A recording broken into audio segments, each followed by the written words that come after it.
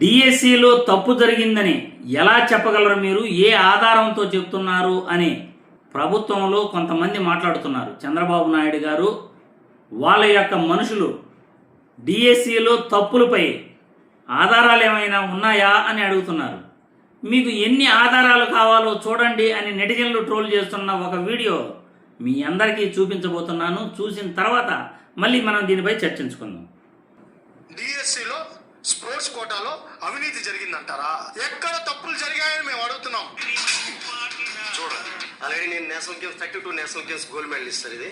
అయితే ఇప్పుడు ఈ డిఎస్సిలో సార్ నేషనల్ గేమ్స్ పాస్ చేసిన వాళ్ళకి బ్రాంజ్ మెడల్ వాళ్ళకి పోస్టులు ఇచ్చారు సార్. ఈస్ట్ గోదావరి నుండి 6 పోస్టులు ఉన్నాయి సార్. 6 పోస్టులు కూడా national games bronze medal pass చేసిన వాళ్ళకి ఇచ్చారు సార్. మరి గోల్డ్ మెడల్ వాడు ఎటు పోవాలి సార్? ఆరోపణలు చేస్తారా? ఎక్కడుంది మీ దగ్గర ఎవిడెన్స్? చూడు, నేను సవాల్, నేను బహిరంగ చర్చకు సవాల్. తాడేపల్లి ప్యాలెస్ కాకి రమ్మంటే వస్తా. మన విసిఎండికి లెటర్ రాశాను సార్. లెటర్ రాసిన తర్వాత ఎటువంటి ఇన్ఫర్మేషన్ లేదు సార్. మీకు ఆల్రెడీ ఫోన్ చేస్తాం, మెయిల్ చేస్తామని వెంబటే నేను ఆల్రెడీ కోర్టుకి అప్లోడ్ అయ్యాను సార్. ఫస్ట్ కోర్టు కూడా ఏమి ఇచ్చారంటే సార్, ఆల్రెడీ ఈ క్యాండిడేట్ ఆల్రెడీ గోల్డ్ మెడల్ కాబట్టి గోల్డ్ మెడల్కి ఆల్రెడీ పోస్ట్ మంది ఇచ్చారు సార్. ఇచ్చిన ఎటువంటి ఇన్ఫర్మేషన్ లేదు సార్. మళ్ళీ నేను కోర్టుకి వెళ్ళాను సార్. ఇచ్చినా కూడా అక్కడ ఎటువంటి ఇన్ఫర్మేషన్ లేదు సార్. ఆల్రెడీ పోస్టులు ఫిల్అప్ చేసేసారు. బాధితులు లేడు, మోసపోయిన వాళ్ళు లేడు, ఆరోపణలు చేసే వాళ్ళు లేరు.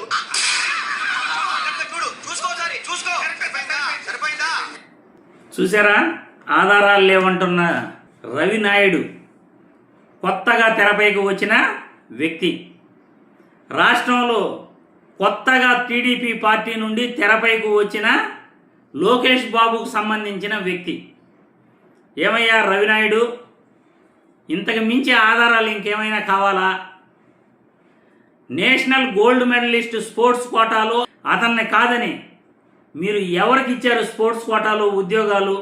న్యాయస్థానం ఇచ్చిన కోర్టు తీర్పు కూడా కాదని ఇప్పటి వరకు కూడా ఆ కుర్రాడికి న్యాయం చేయకుండా మీరు ఎలా మోసం చేస్తున్నారో రాష్ట్ర ప్రజలందరికీ కూడా జగన్మోహన్ రెడ్డిని కలిసిన డిఎస్సి అభ్యర్థులు వెళ్ళబుచ్చుకున్న గోడు మీకు చేరలేదా? ఇంకా మీరు సోషల్ మీడియాలో వార్తలు చూడట్లేదా?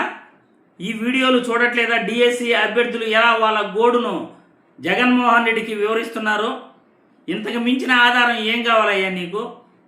మీరు తప్పు చేశారు, మీరు ఉద్యోగాలు అమ్ముకున్నారు అనడానికి ఇంతకు మించిన ఆధారం ఇంకేం కావాలి రవినాయుడు?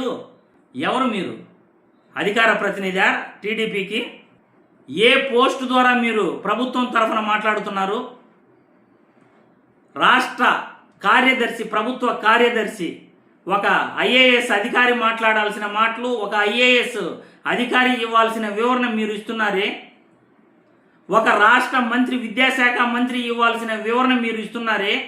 ఎవరు మీరు? మీకు ఏం సంబంధం విద్యాశాఖపై?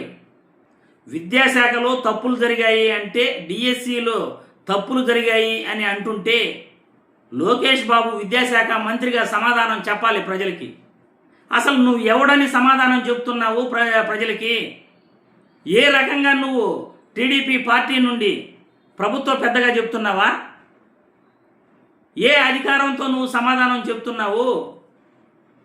మీ నాయకుడిని చెప్పమని చెప్పు, లోకేష్ బాబుని, ఆయన మంత్రి కాబట్టి. లేకపోతే ముఖ్యమంత్రిని సమాధానం చెప్పమని చెప్పండి.